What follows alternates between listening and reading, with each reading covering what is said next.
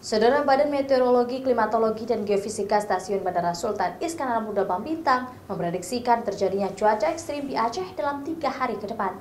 Gangguan cuaca berupa pusaran angin yang menyebabkan angin kencang dan tinggi gelombang laut hingga mencapai 6 meter.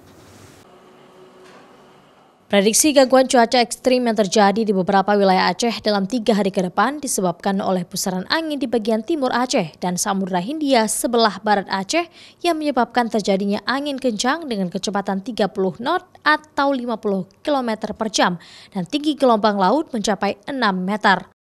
Pihak BMKG telah mengeluarkan peringatan dini waspada potensi gelombang tinggi laut di wilayah Samudra Hindia sebelah barat Aceh.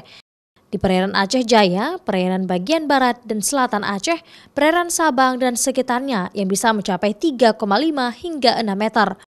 Sehingga BMKG menghimbau para nelayan untuk waspada dengan tidak melaut sementara waktu. Kami BMKG memprediksi adanya cuaca ekstrim di wilayah Aceh karena adanya gangguan cuaca di wilayah bagian timur Aceh dan sebelah Samudra Hindia sebelah barat Aceh adanya pusaran angin sehingga untuk gelombang 3 hari ini maksimum mencapai 3,5 meter.